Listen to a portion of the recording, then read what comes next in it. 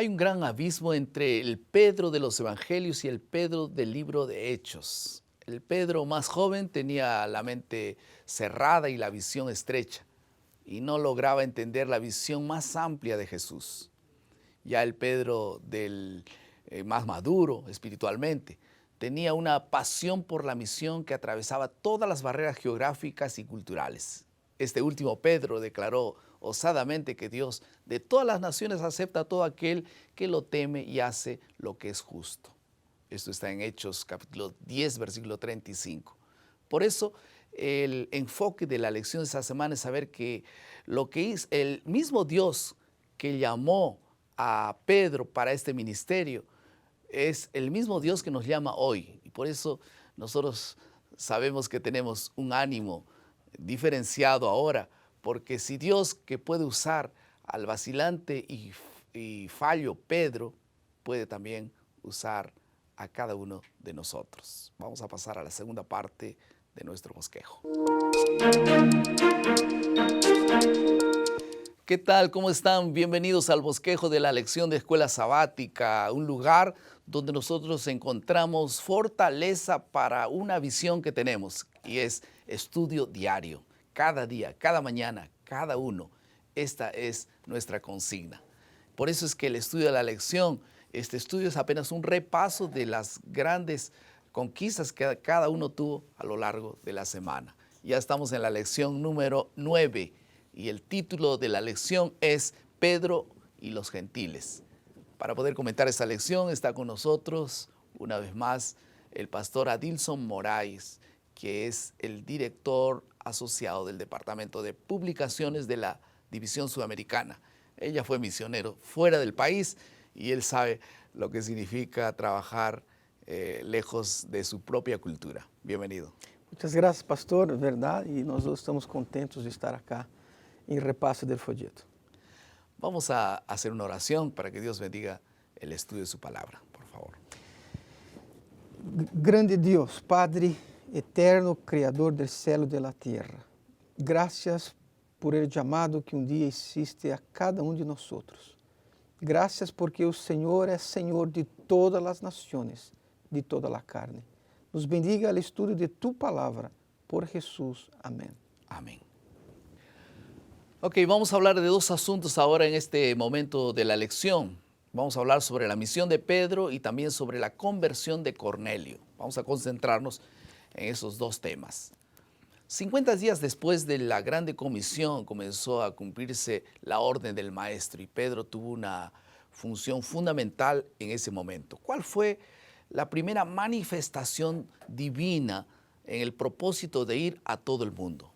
Ellos recibieron el don del Espíritu Santo. Leemos acá en Hechos capítulo 2 y el versículo 3 y 4 así. Y les aparecieron lenguas como de fuego, que se repartieron y se posaron sobre cada uno de ellos.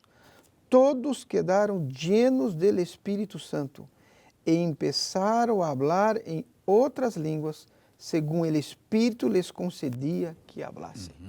Era hora del Evangelho de Cristo se esparcir por todo el mundo. ¿Cómo esto iría a suceder? Si ellos hablaban apenas el idioma de ellos. Claro. Entonces, el don del Espíritu Santo acá es el don de lenguas para que la gente comprendesse en su propio idioma lo que ellos estaban hablando sobre las verdades a respecto de Jesucristo. Y es así como Pedro abrió un camino para el Evangelio llegar a 15 naciones diferentes, ¿no? Y esto ocurrió inmediatamente después de aquel gran día del derramamiento del Espíritu Santo. Una gran lección para todos nosotros. Ahora, Pedro no había asumido naturalmente la predicación a los gentiles. ¿Y qué realmente tuvo que ocurrir para que Pedro fuese enviado y tuviese ya un trabajo intencional con los gentiles? Como vimos en el folleto pasado, Jesús dio ejemplo para sus discípulos, cuando buscó gentes de diferentes lugares que no eran judíos para hablar del Evangelio. Ahora, Pedro era un judío, tenía prejuicio en relación a los gentiles. Entonces, el Espíritu Santo tuvo que dar una visión para Pedro. Y la visión que conocemos es la visión cuando baja del cielo um lienzo grande com vários tipos de animais. E eu quero ler o texto de Hechos, capítulo 10, versículo 14, a resposta de Pedro quando viu barrar esse lienzo grande com muitos animais. Assim, Pedro contestou, Senhor, não. E ponto. Nenhuma coisa profana ou impura he comido jamás. Me gusta essa expressão de Pedro, Senhor, não. Senhor, para, isto não se pode, não é possível. Estaba discutiendo con Dios, Discutindo, hablando de los animales, porque era assim que os judeus pensavam e tratavam os gentiles, como animais impuros, não podia tocar, não poderia conversar, não poderia estar com eles. E Deus disse não. Então, a visão que deu para Pedro era a visão de que agora não eram imundos e que ele deveria ir. Realmente nunca fueron inmundos. Nunca ¿no? fueron. Para Dios eran personas que era el blanco de su amor. No está hablando de los animales inmundos, ¿no? Está hablando de personas que los judíos consideraban Ellos consideraban inmundos. Pero Jesús, Dios nunca los consideró porque son sus hijos. Y allí entonces ocurrió el viaje, ¿no? De Pedro, porque cuando tocaron la puerta de la casa, los siervos del centurión, entonces él abrió la puerta y ya sabía cuál era la respuesta que le iba a dar. Me impresiona mucho, es como que Dios inspiró y dio un sueño a Pedro, dio un sueño también allí a Cornelio, y parece que todo él iba armando la historia para que llegase a la conclusión final de que el evangelio llegue a ellos. Vamos ahora a hablar un poco de Cornelio entonces, ya estamos en el momento de la conversión de Cornelio. ¿Quién era Cornelio y cómo trabajó Dios con anticipación en el corazón de él? Cornelio era um homem que tinha sobre em seu trabalho, não? Ele comandava também exércitos. Ele tinha sobre seu comando 600 personas, 600 soldados, ¿no? Muitos soldados, 600 soldados sobre seu comando. Pero era alguém que tinha o coração aberto a las coisas de Deus, a las coisas espirituais. Alguém que orava, ele tinha a costumbre de orar, porque quando ele orava, Deus lhe deu uma visão. Um anjo apareceu para ele e disse: escutei sua oração. Era um homem de oração. E ele era alguém que tinha um bom relacionamento com a gente, amava a gente, fazia caridade à gente, cuidava da gente. Então, era alguém que tinha seu coração aberto a las coisas de Deus. Yo encuentro aquí en la Biblia una declaración muy bonita acerca de él. Hechos capítulo 10, habla el versículo 2 y 3. Si todos ustedes quieren buscar sus Biblias, Hechos capítulo 10, versículo 2 y 3. Son las palabras que se refieren justamente a Cornelio. La Biblia dice así: piadoso y temeroso de Dios. No sé cómo dice tu versión allí. Venerava a Deus. Versículo 2. Piadoso que venerava a Deus com toda sua casa, dava muitas limosnas al pueblo y oraba a Dios siempre. Qué lindo, ¿no? Ese hombre observó claramente durante la visión cerca de la hora novena del día, y el ángel de Dios se le aproximó y le dijo, y ahí le mencionó el sueño que tenía para él. Temeroso de Dios, ¿no? ¿Cómo es que hay personas que no tienen, tal vez no conocen la Biblia y son temerosas de Dios? Y disfrutaba de la devoción espiritual con su familia. No solamente él tenía esa devoción, sino juntamente con su familia. ¿Cuánta gente practica la fe aún sin pertenecer a la iglesia, ¿no? Y esto me impacta realmente. Oraba regularmente, era generoso con las necesidades de los demás. Esto me lleva inmediatamente a una pregunta. ¿Por qué es que el ángel no le comunicó el mensaje? ¿Por qué tuvo que ser Pedro? Un ángel se le aparece y le dice que va a ocurrir alguna cosa. ¿Y por qué no fue el ángel mismo que le comentó el evangelio? ¿Por qué necesitaba ser Pedro, un ser humano? Porque a transformação que Deus queria hacer é a transformação do próprio povo judío, que se consideravam detentores, dueños de evangelho, de uma verdade. Então, e mira, a predicação não se hace através de ángeles, a predicação se hace através de pessoas, porque quando predicamos, estamos sendo salvados por la predicação do evangelho. Alguien me decía así que Juan está dando estudios bíblicos a María, pero realmente quien está siendo salvo es Juan, ¿no? Sí. Porque en cuanto nos compartimos el evangelio, nosotros somos beneficiados. Por eso es que Dios le dio ese privilegio al ser humano, ¿no? É que disse a Timóteo, haciendo isso, cuidando da doutrina, tu vai estar salvando a outros e a ti mesmo. Exactamente. ¿Qué actitudes fueron fundamentales en la vida de Cornelio y que fueron producidas para que él pudiese realmente ser beneficiado con el mensaje? A primeira atitude é obediência. Capítulo 10, 33, habla dessa obediência. Diz assim, em seguida, depois que ele tem uma visão, que o anjo aparece para ele e diz assim, envia alguém em esta casa e essa pessoa vai vir acá e vai explicar para ti. Então, assim, ó, ele diz assim, e em seguida enviei por ti e tu has hecho bem em venir. Em seguida, ele enviou alguém. Ele escutou e ele obedeceu. Essa é a primeira coisa. Listo para oír, listo para obedecer. Sim, e tinha seu coração sensível. Amén. Então, quando Deus habla, o coração que está sensível, ele se abre e ele obedece. Amén.